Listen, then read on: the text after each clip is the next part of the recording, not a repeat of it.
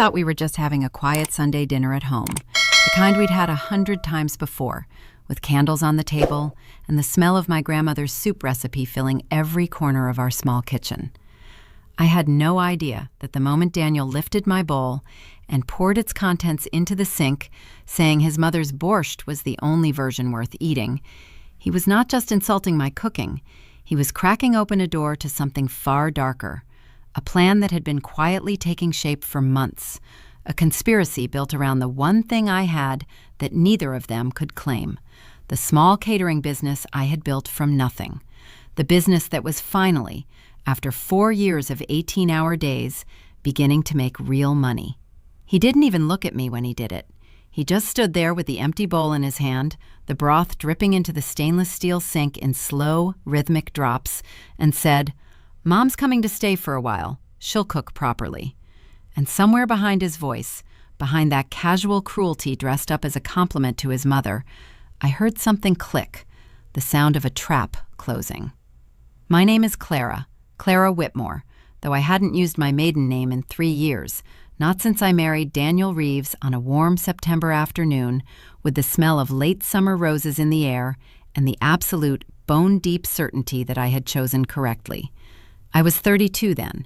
He was 35. We met through mutual friends, fell in love over bad wine and long conversations about the kind of life we both wanted, a life that felt rooted, intentional, built with care. I had just launched Lemon and Herb, my catering and meal prep business, out of a rented commercial kitchen in the east part of town, and Daniel had told me, more than once, that watching me work was one of the most attractive things he'd ever seen. He said I had a gift. He said he believed in what I was doing. Our apartment was on the 3rd floor of a converted Victorian house, with tall windows that caught the morning light, and a kitchen large enough to actually work in. I had made that kitchen my laboratory, my sanctuary. The counters were always dusted with flour or fragrant with simmering garlic. There was a magnetic spice rack I'd assembled myself, a cast-iron skillet inherited from my grandmother, and a wooden recipe box filled with handwritten cards going back 3 generations on my mother's side. Daniel had always claimed to love these things. He ate everything I made with apparent enthusiasm, cleaned his plate, occasionally asked for seconds. That was how I understood his love, through appetite, through presence, through the simple fact of a man who came home every evening and sat at my table. His mother, Brenda Reeves, lived 40 minutes away in a suburb called Cloverdale. She was 63, recently widowed, and possessed of the particular brand of martyrdom that certain women cultivate the way others cultivate orchids, with great patience, tremendous effort, and the absolute refusal to let anyone forget how much it costs them. I had tried in the beginning to genuinely like her. I brought her flowers on her birthday. I called on holidays. I sat through lengthy Sunday lunches where she described every dish she'd made and how long it had taken and what difficult years she'd lived through, while Daniel nodded with the automatic reverence of a man who had been trained from childhood to do exactly that. She was not a monster. She was something more difficult, a woman who had decided, long before I entered the picture, that her son's life was an extension of her own, and that anything he gave to me was something subtracted from her. The first year of our marriage had been genuinely good. The second had the texture of a slow adjustment, small frictions, easily smoothed. It was in the 3rd year, around the time Lemon and Herb began to break even and then began to profit, that things shifted. I remember the exact moment I noticed it. Brenda had come for dinner, and when I mentioned, carefully and with deliberate understatement, that we'd just landed a corporate contract worth $18,000 a quarter, something moved across her face. It was fast, almost imperceptible. Not anger exactly, something colder. Assessment. The way a person looks at a lock when they're deciding whether they have the right key. I filed that expression away and forgot about it. There were too many other things to attend to. The business was growing. I had hired 2 part-time staff. I was sourcing produce from a local farm, developing a seasonal menu, negotiating with a food distributor. My days started at 5:30 and ended whenever the prep lists were done. Daniel worked as a project manager for a mid-size construction firm, Steady work, decent salary, nothing spectacular. He had always seemed comfortable with the arrangement, proud even, or so I believed. He would tell people at parties, "Clara's the one with the empire," with a laugh that I read as warmth. I understand now that laughter can mean many things. The soup incident happened on a Sunday in early March. Brenda had been over the previous weekend, and during that visit, she had spent 45 minutes in my kitchen, opening cabinets, running her fingers along the spice rack, lifting the lid from the pot on the stove, and pronouncing my chicken stock a little thin. I had smiled and said nothing. Daniel had been in the living room watching football, and if he heard her, which he must have, the apartment was not large, he said nothing either. That was always how it worked. His silence was the permission slip she never needed to ask for. The Sunday of the soup, I had made my grandmother's borscht. Not a simplified version, not a shortcut, the real thing, with roasted beets I'd prepared the night before, slow-simmered beef broth, hand-grated cabbage, a careful balance of vinegar and sugar that I had spent years calibrating. The smell of it had filled the apartment since noon. It was the kind of smell that does something to you on a cold day. It gets into your coat, into your hair. It makes the whole room feel attended to and loved. I had set the table properly, with the cloth napkins I saved for weekends, and lit the 2 candles we kept on the windowsill. Daniel came in from the living room, and I served him. He looked at the bowl for a moment without saying anything. Then he picked it up, walked to the sink, and poured it out. Not roughly, not violently, that almost made it worse. He did it calmly, with the ease of someone disposing of something inconsequential. And then he set the empty bowl in the sink and said, without turning around, "Mom makes this better. She's coming to stay for a bit. She'll take care of the cooking." The silence that followed was the loudest thing I had ever experienced in that apartment. I stood at the stove with the ladle still in my hand, the steam still rising from the pot, and I could not speak. Not because I had nothing to say. I had an entire vocabulary of pain and confusion and fury swelling in my chest, but because I could not locate the first word. The room felt altered, slightly tilted, the way a room looks when you've been asleep in it and wake up disoriented. I looked at his back, his shoulders, the ordinary geometry of a man I had shared a bed with for 3 years, and I thought, who are you? And when exactly did you decide to become this? I put the ladle down. I took off my apron. I went to the bedroom and sat on the edge of the bed in the fading afternoon light and stared at my own hands for a long time. Brenda arrived the following Tuesday with 3 suitcases. Not a weekend bag, not a small carry-on. 3 full-size suitcases, a garment bag, and a large cardboard box that Daniel carried up the stairs for her without comment. I watched from the kitchen doorway as she surveyed the living room with the proprietary calm of a woman who has already decided the place belongs to her. She looked at the art on the walls, prints I had chosen carefully, a watercolor of the harbor that had cost me 2 months of Sunday markets, and she smiled in a way that said nothing complimentary. Then she turned to me and said, "Oh, Clara, you've done your best with it, haven't you? We might move a few things around, get it feeling a bit more like home." "It is home," I said. "My home." She smiled again, that same smile. "Of course it is, darling. I just meant cozy. More cozy." I looked at Daniel. He was setting down the garment bag. He did not look up. She had come on a Tuesday. By Thursday, she had reorganized my kitchen. I came home from a full day of prep work, on my feet since 5 a.m., smelling of herbs and industrial cleaning solution, exhausted in the specific way that only physical labor combined with managerial responsibility can exhaust you, to find that my spice rack had been rearranged in an order that made no culinary sense. My cast-iron skillet had been washed with dish soap and left to rust on the drying rack, and my grandmother's recipe box had been moved from the counter, where it always lived, to the top of the refrigerator, out of reach. Brenda was at the stove making something that smelled aggressively of dill, and she turned when I came in and said, pleasantly, "I hope you don't mind. I just needed a bit more room to work." I picked up my cast-iron skillet and looked at it. The seasoning I had built up over years, the dark, perfect patina that made it effectively non-stick and deeply flavorful, was compromised along one side, already showing the pale ghost of rust. My grandmother had given me this skillet. My grandmother had been dead for 4 years. "That skillet needs to be seasoned with oil, not washed with soap," I said. My voice was very quiet. "I've told Daniel that. I've told everyone who's ever come near my kitchen." "Oh, it was dirty, dear," Brenda said, in the tone people use for children who don't understand adult logic. "You can't leave dirty things in the kitchen." I set the skillet down. I went to the bedroom. I closed the door, and I sat there and breathed very carefully for a long time, because what I wanted to do, what every nerve in my body was urging me to do, was walk back into that kitchen and say something that could not be unsaid.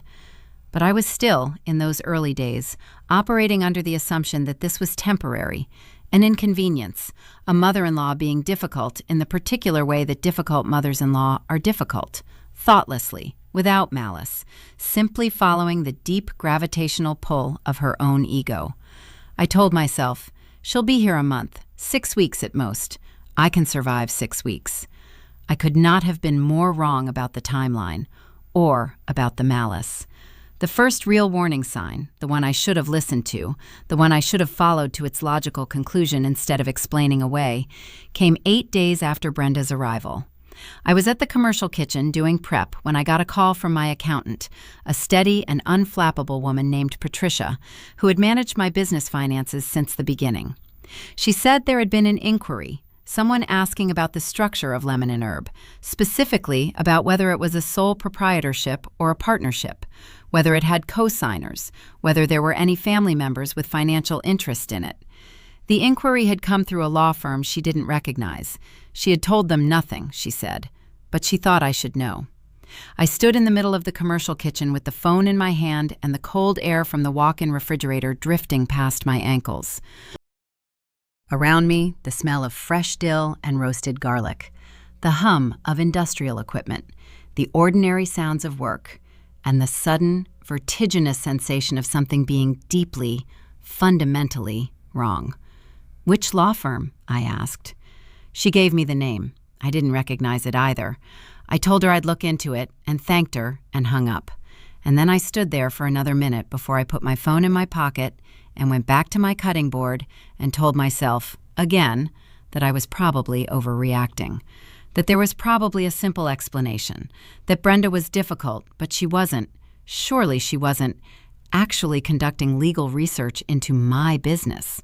Surely. I brought it up with Daniel that night, carefully, framing it as a curiosity rather than an accusation. He was at the kitchen table with his laptop when I told him what Patricia had said. He looked up from the screen.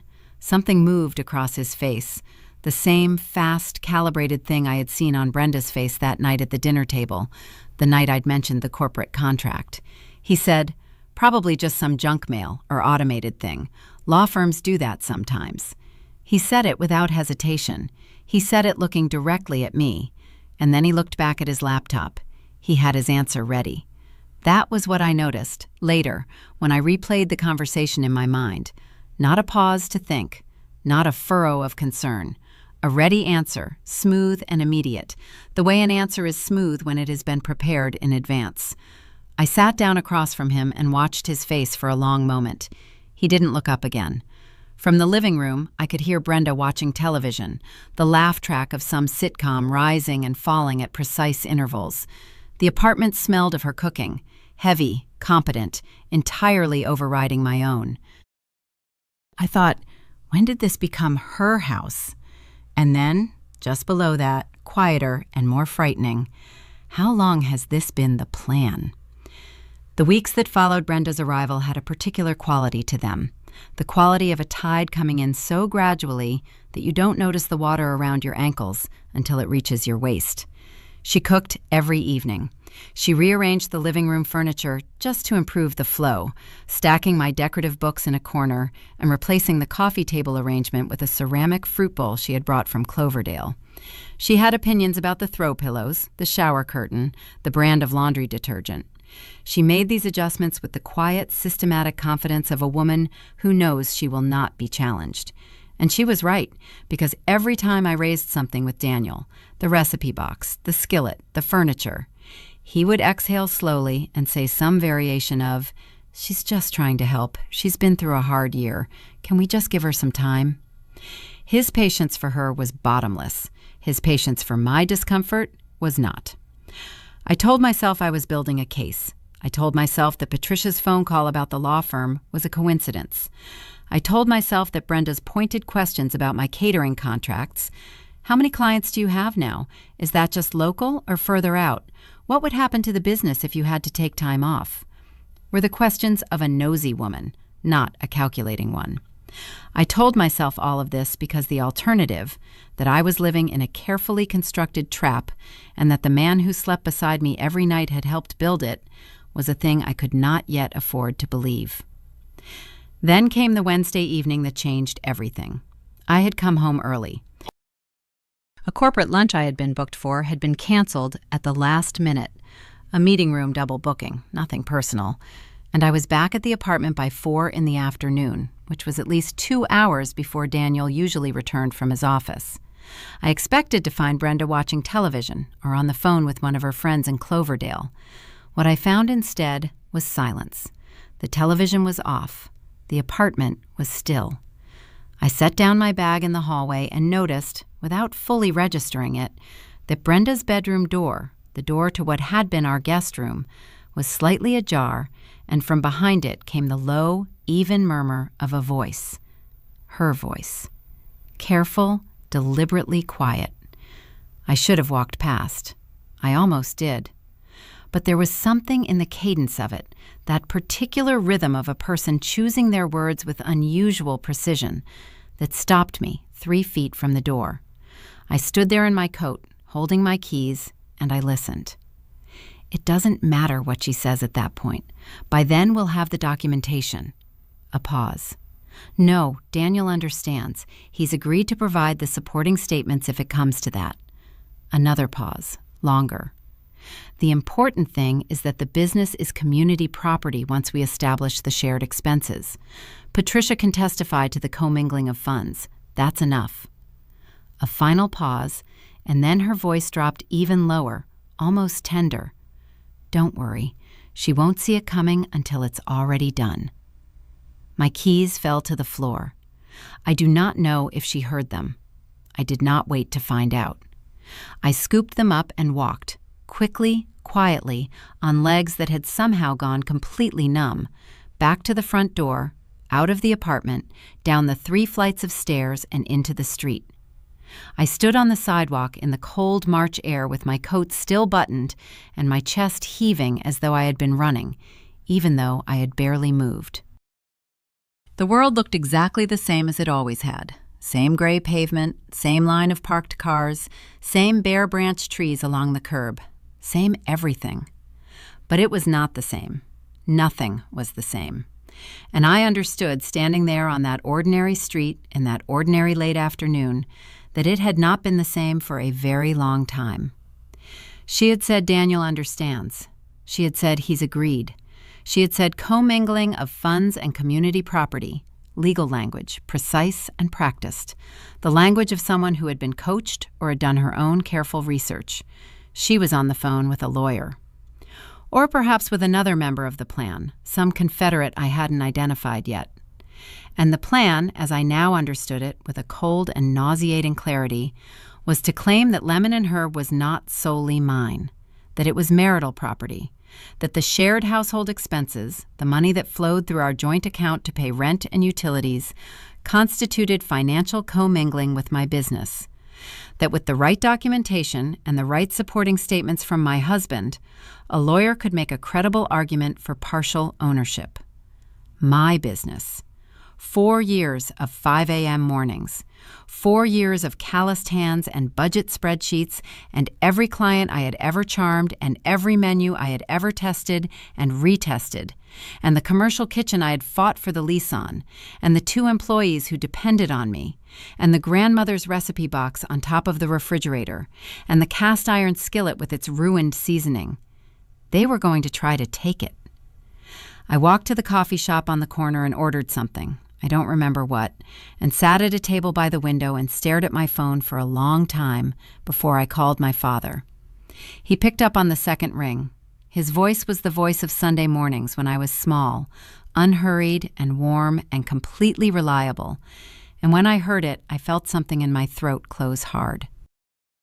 I told him what I had heard. I told him everything, going back to the beginning, the law firm inquiry, the rearranged kitchen, the soup poured down the drain, the smooth, ready answer, the weeks of strategic small humiliations. He was quiet for a moment when I finished. Then he said, "Clara, you need to call Margaret Cho tonight. Not tomorrow, tonight." Margaret Cho was a family law and small business attorney he had known for 15 years. I had her number already. My father had insisted I save it when I launched the business, just in case. I had thought he meant in case of a supplier dispute or a difficult client. I had not thought he meant in case of this. I called her from the coffee shop, still in my coat. She answered, heard a condensed version of what I'd heard, and asked me 3 precise questions. Was Lemon and Herb registered solely in my name? Yes. Did Daniel have any ownership stake, formal or informal, on any document I had signed? No. Had any business expenses ever been paid from our joint account?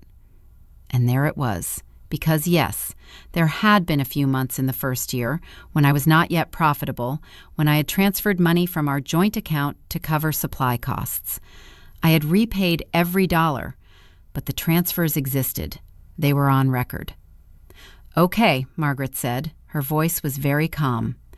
"Don't go back to the apartment tonight. Stay with your father. Bring nothing that could be considered a business document from the apartment. Don't give them grounds to claim you removed joint assets. I'll have something for you tomorrow morning."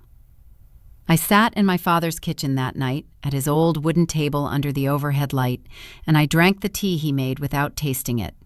He sat across from me and said very little, because my father has always understood that presence is more useful than words. Outside his window, the neighborhood was going about its Tuesday evening, a dog being walked, a car reversing out of a driveway, the distant sound of a television somewhere. Normal, ordinary life, continuing as normal. I thought about Daniel coming home that evening and finding me gone. I thought about what he would tell his mother. I thought about how long the two of them had been sitting with this plan, tending it quietly while I made their dinners and kept their house, and believed, with the thoroughness of a fool, that I was living in a marriage. I did not sleep that night. I lay in my father's guest room in the dark and replayed every conversation I could recall from the past 4 months, annotating it with what I now knew. The ready answer about the law firm inquiry. The way Daniel had gone quiet when I mentioned the corporate contract, not with pride, but with something calculating behind his eyes. The night Brenda had said, touching my arm in what I had taken for warmth, "You've worked so hard, Clara. You deserve to have people around you who protect what you've built." I had heard that as kindness. It was reconnaissance. By 6 a.m., I was at Margaret's office. She had, in the time since I'd called her the previous evening, already pulled the registration documents for Lemon and Herb, reviewed my business banking records, and made a preliminary call to a colleague who specialized in marital property disputes. She sat across from me at her desk, a composed, compact woman in her 50s with reading glasses pushed up into her hair, and she laid out what they would need and what I needed to do. The first step was to formally establish the timeline of the joint account transfers and the subsequent repayments, creating a documented record that demonstrated no permanent commingling. The second step was to consult a forensic accountant she knew, who could prepare a report on the business's financial independence. The third step was to have a frank conversation with Daniel, recorded if possible, in which I gave him the opportunity to confirm or deny what I had heard. "Do you think he'll deny it?" I asked. She looked at me over her glasses. "What do you think?" I thought about the soup poured down the drain, the ready answer, the months of his mother occupying my kitchen, reorganizing my life, asking precise and probing questions about my business, while he stood at the edge of every scene and watched and said nothing. I thought about he's agreed to provide the supporting statements. "No," I said. "I don't think he'll deny it." I was right, but it was worse than I expected, because when I went back to the apartment that afternoon, having spent the morning with Margaret and the forensic accountant, having sent a carefully worded email that would create a paper trail, Daniel was not defensive.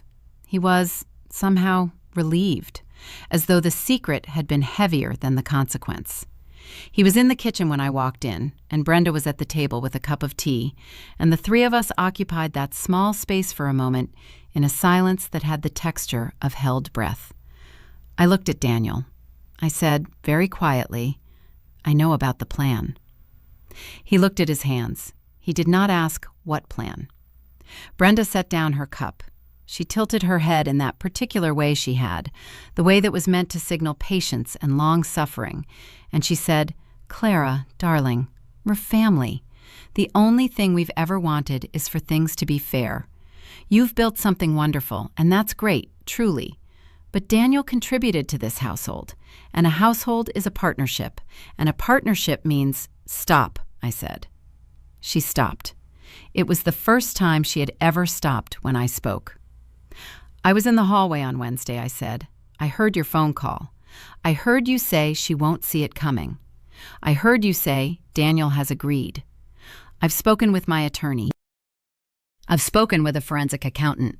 I have documentation that every dollar transferred from our joint account to Lemon and Herb was repaid in full, with dates, with bank records. Your lawyer, whoever he is going to lose this case before it starts." The room was very quiet. The refrigerator hummed. Somewhere outside, a car alarm went off and then stopped. Daniel looked up from his hands.